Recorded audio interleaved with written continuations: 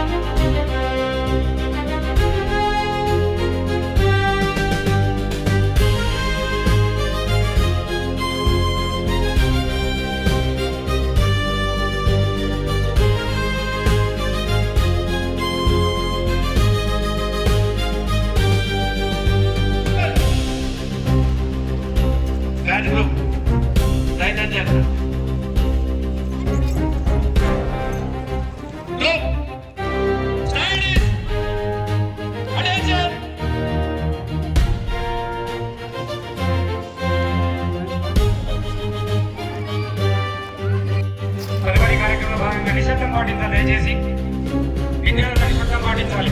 కొన్ని జిల్లాల విద్యార్థులు చక్కని క్రమశిక్షణతో ఉండాల్సిందిగా కోరుతున్నారు. చక్కని వాతావరణం ఏర్పాటు చేశారు. తిరుమలపూర్ గ్రామస్తులు మరియు సమాజం ఉద్దేశించి సభాధ్యక్షులు గౌరవనీయులు శ్రీ సుధాకర్ సార్ గారు సందేశించవలసిందిగా పుష్పం పుష్పం పత్రం ధూపం దీపం నారికేళం సమర్పయామి. పూజా కార్యక్రమం జరుగుతుంది. తప్పట్లు అందరూ విద్యార్థులు తప్పట్లు కూడా దయచేసి మీ జిల్లాకు వినిపించాలి. తప్పట్లు ఆ తప్పట్లు మీ జిల్లాకు వినిపించాలి.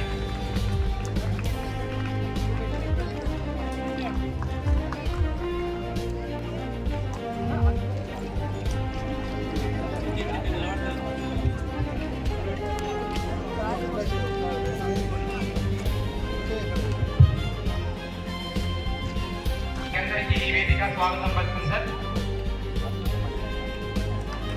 జిల్లా రాష్ట్ర స్థాయికి మేము కనపడాలంటే మీరు ఉండాలనేటువంటి ఉద్దేశంతో పిలిచాము. దయచేసి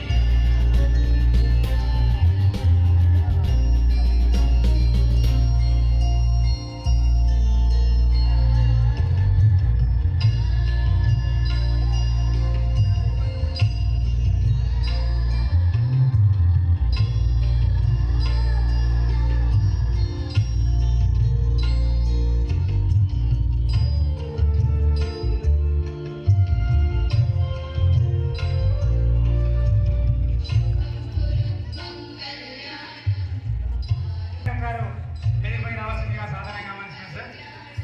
అక్బర్ గారు సీతా మేడం గారు వెల్కమ్ మేడం.